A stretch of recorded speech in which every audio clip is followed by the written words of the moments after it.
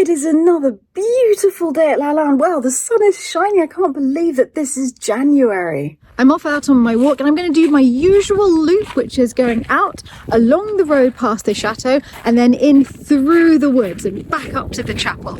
I'm loving that at the moment. My goodness, the sunshine. It's so beautiful.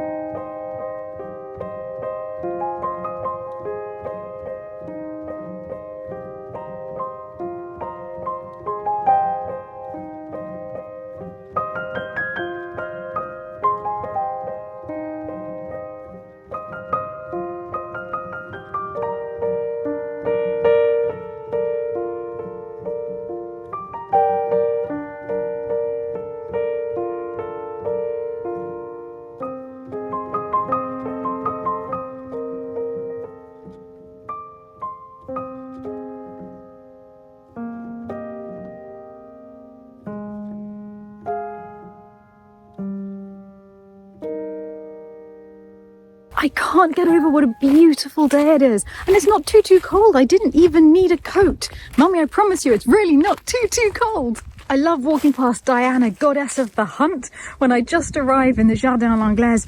And you see, Davy, if you're watching, this is why I like statues, because it gives structure even in the middle of winter, so that you still have a garden feel in winter. Though admittedly, she definitely needs to be on a plinth. She's a bit short there, but it has to be said that Davy's plan has a beautiful structure in winter anyway. This snaking path leading up past the bench and the table, and yes, I do know that they need to be straightened. Don't worry everyone, we are aware. It's just that there have been so many other things to do first.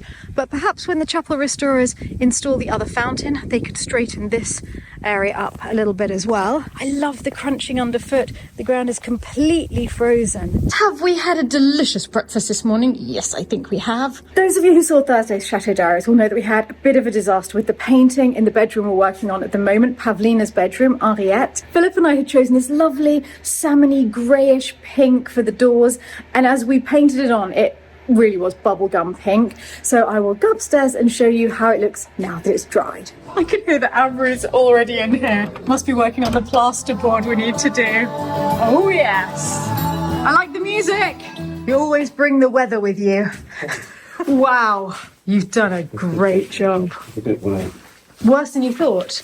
Should really get out because there's a lot of funky stuff in there. Okay, we've come to what Amaury says is a safer spot. You didn't think that was safe to breathe in? No, it's a bit funky in there. Originally, like you said, Philip asked to replace the siltboard because it stopped and then jettied out another 3-4 inches. So I said, just take that out and put a new one in. And take away the damaged plaster. But as I was starting, I was just thinking this is just silly. We're making so much mess for just a tiny little piece. Yeah. So I think from now on, when you do a room, regardless of what we've got going on, stop, get in, gut it, just absolutely strip it back to its bare bones, stud work, brickwork, whatever it is, and insulate. Because in that dormer, it's just slates, batten, stud work, and then lath and plaster. And you can see not daylight, but you can feel a breeze. Feel the breeze.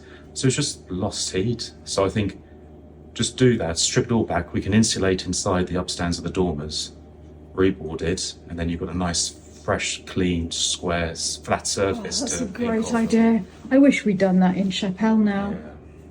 But it was always the case with Channel 4. It's always a bit... Yeah, that's it. We've got to be done now, of course. Such a small time period that it's impossible. Unless you've got a gang of 20, but you can't even get a gang of 20 guys in there, so...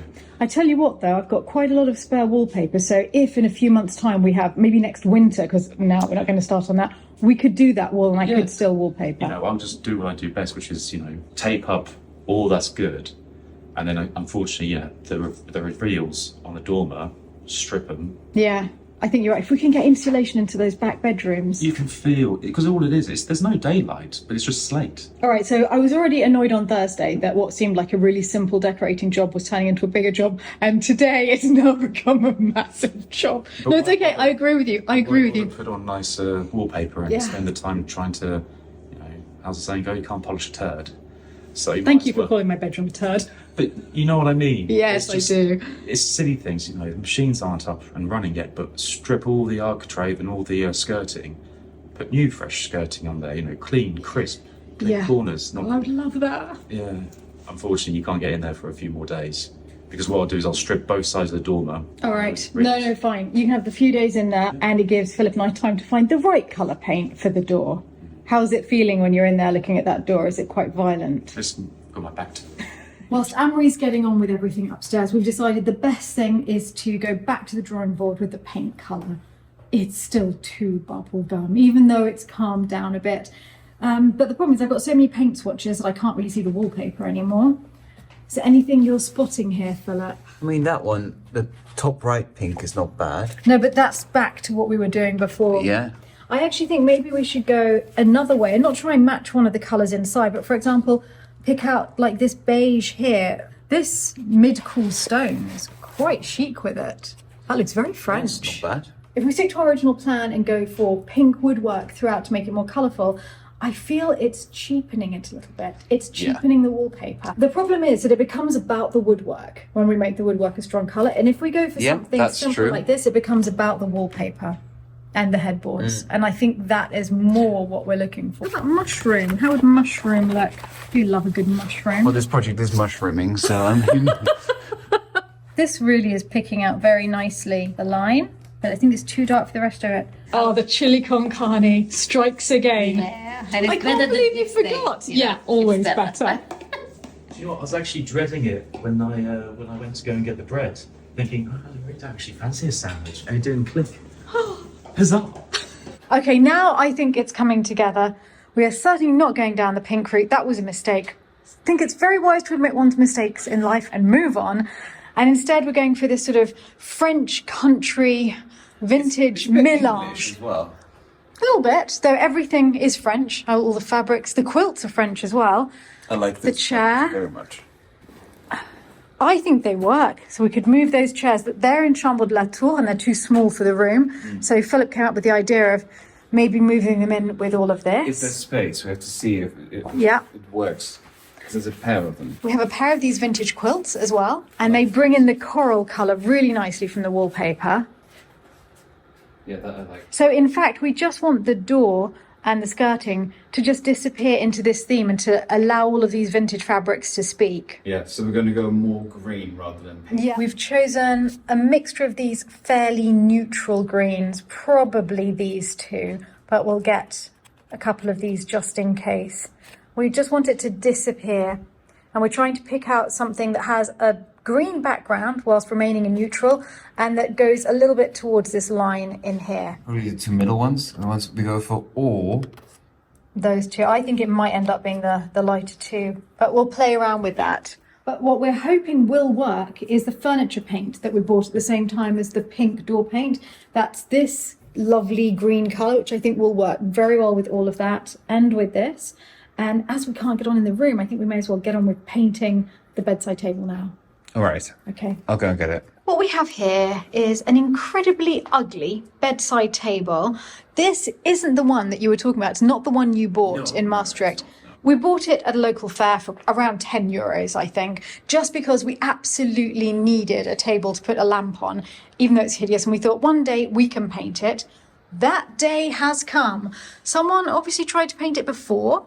Did not do very good. The less said about what they did, the better. But it does have a nice marble top, which isn't here at the moment. I'm going to start undercoating. So I'm quickly going to change into my painting clothes. You know, sometimes I think I'm just his glorified mobility vehicle. Well, because you allow him to get onto your shoulder. I don't allow him to get onto my I know, shoulder. but you don't know what you're missing. He's so warm and soft. I know, it's like your personal hot water bottle. It's wonderful. Okay, you're going to have to come down, sir. Oh, what in me, dear? I'm just giving it a clean first before...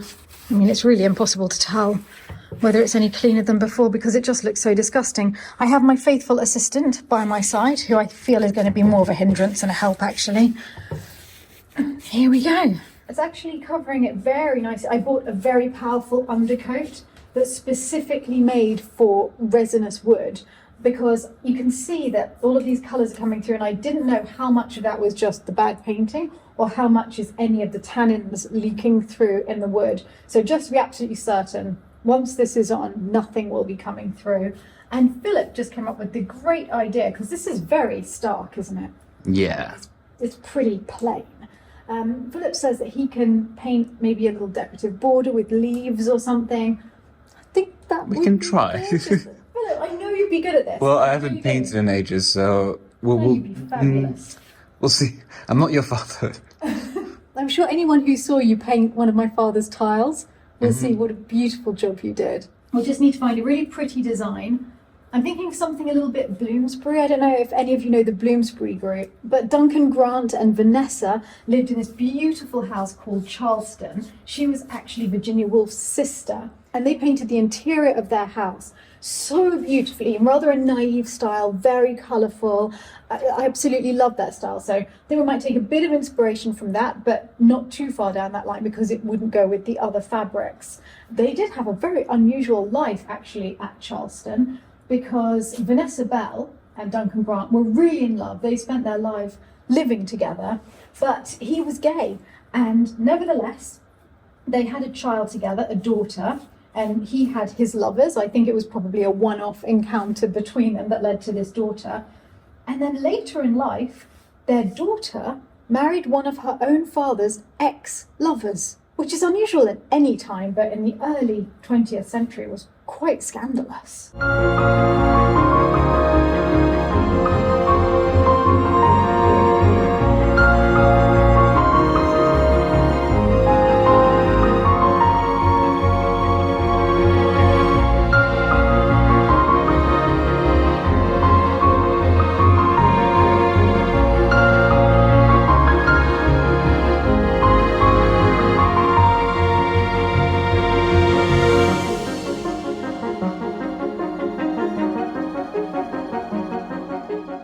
Just as it gets dark, Philip's decided that now is the perfect moment to hang paintings. I've been talking about this all day. That's true. Okay, I haven't put them all in fully so we can see if you actually like the height. Philip found my father's painting that had been in the Grand Salon and decided on a painting reshuffle so that we could actually see it every day, which I love the idea of, Philip. This is one of your favourites, isn't Yeah, it is, and I agree with you. I think the colours work really well in here. No lower than that, but I do think it needs to go a little bit to the right. it? To about here? Yeah, because I know we don't want the chair too close to the thoroughfare. So it's tricky. Lancelot, stop nibbling my ear. There we go. Luckily you don't have any neighbours. For your midnight decorating. It's not midnight, it's like 5. No, it is 6. 6. Oh, 6. wow. I told you it was late. Entire hour later. It's nearly bedtime, isn't it, darling? Yes. What do you think? I do like it. And you've moved this one from here. Where is that one going? So that one, I took the picture light off, which Yeah. wasn't working. Yeah, it's a pity that one's not a little bit bigger, but actually, I like that. And they're sort of facing each other, which is nice. Yes, that's why I put this one. And this one is the same width, but slightly shorter. Okay. I like it. Alright, you're gonna have to tell me exactly where to put it, because I can't see if they're in line. Might be a bit low. I'm finding it hard to tell. I think it's a tiny, tiny bit low. It's a bit of a late dinner tonight for us. The faffing with the paintings. And after all of the rich food from Vienna, I think we both feel like just peaceful sandwiches. Been a bit naughty. 3 eggs was perhaps. I think you can hear me overkill. chew bread in the background. Salt, pepper and herbs, exactly what I needed.